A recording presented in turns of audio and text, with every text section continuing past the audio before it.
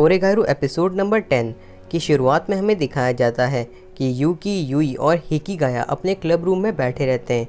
यूकी और हिकिगाया दोनों ही अपनी किताबें पढ़ रहे रहते हैं।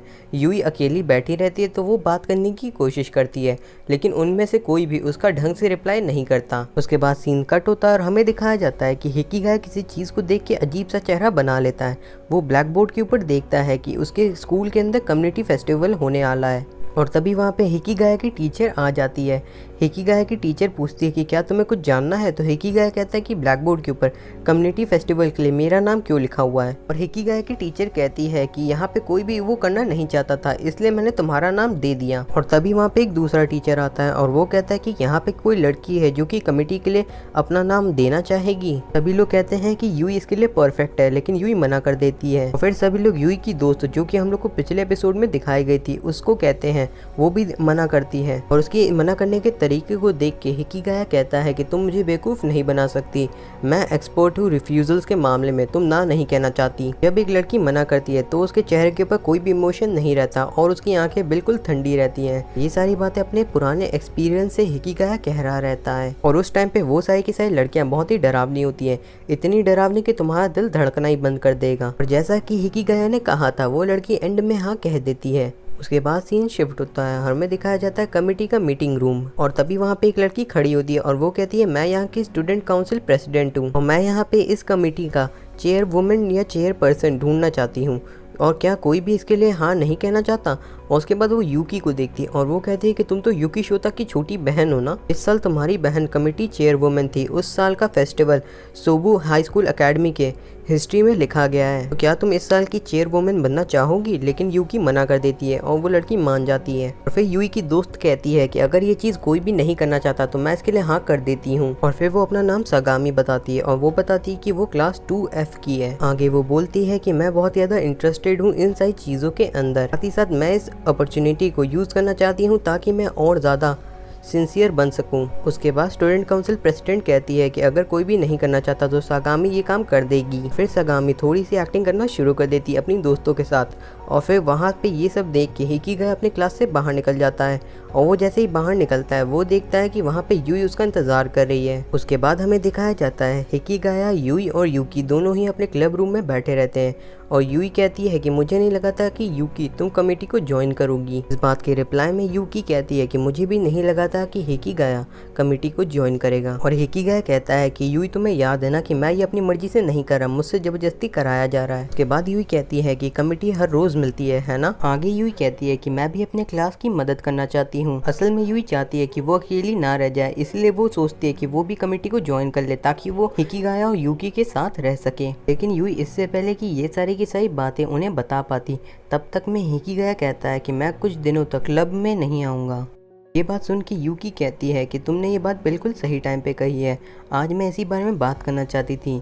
मैं सोच रही थी कि जब तक फेस्टिवल कमेटी ख़त्म नहीं हो जाती तब तक के लिए मैं क्लब की एक्टिविटीज़ को बंद कर देती हूँ। इस बात से यूई भी सहमत हो जाती है। और उसके बाद हिकिगाया कहता है कि आज के लिए बस इतना ही है ना, तो मैं यहाँ से जा रहा हूँ। और हिकिगाया जैसे ही क्लब रूम से बाहर जाने के बारे में सोचता है तब तक से डोर से सागामी आ जाती है और वो आने के साथ कहती है, यूकी तुम यहाँ की इंचार्ज हो है ना। यूकी उससे पूछती है कि तुम्हें चाहिए क्या, तो वो कहती है कि मुझे तुम्हारी मदद चाहिए क्योंकि तुम सर्विस क्लब की मेंबर हो, तो प्लीज़ मेरी मदद कर दो। मैं कमेटी चेयरवुमेन बन गई हूँ तो इसलिए मुझे तुम्हारी मदद चाहिए। लेकिन यूकी ये बात सुन के कहती है कि मुझे लगता है कि ये तुम्हारे गोल के खिलाफ है, तुम सिंसियर बनना चाहती थी, अगर मैं तुम्हारी मदद करूंगी तो ऐसा नहीं हो पाएगा। सागामी कहती है कि वो लोगों को स्लो नहीं करना चाहती और ना ही वो चाहती है कि वो चीज़ों को ख़राब कर दे, क्योंकि उसकी बातों को सुन के थोड़ा सा सोचती है और उसके बाद वो हाँ कर देती है। और आगे वो कहती है कि मैं भी कमेटी की मेंबर हूँ तो मुझे तुम्हारी मदद करनी ही चाहिए। ये सुन के सागामी काफ़ी ज़्यादा खुश हो जाती है। फिर यूकी के पास जाके कहती है कि तुमने तो कहा था कि तुम क्लब की एक्टिविटी को बंद कर रही हो,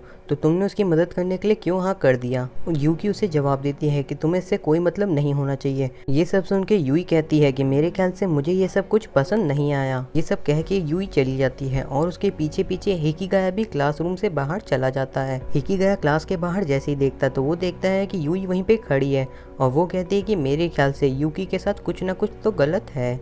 और साथ ही साथ सागामी जो कर रही है वो भी मुझे पसंद नहीं आ रहा। और वो हिकिगाया से कहती है कि मुझे वादा करो कि अगर यूकी किसी भी प्रॉब्लम में होगी कभी भी तो तुम उसकी मदद करोगे। हिकिगाया कहता है कि हाँ ठीक है, मैं कुछ ना कुछ तो कर ही दूंगा। और हिकिगाया कहता है कि यूई मेरे ऊपर कुछ ज्यादा ही भरोसा करती है। जाते हुए यूई कहती है कि कमेटी के लिए गुड लक। फिर हमें दिखाया जाता है कि सागामी सिर्फ और सिर्फ बैठी रहती है, सारा का सारा काम यूकी कर रही रहती है। वे लोग सिर्फ और सिर्फ यूकी को ही इम्पोर्टेंस दे रहे रहते हैं।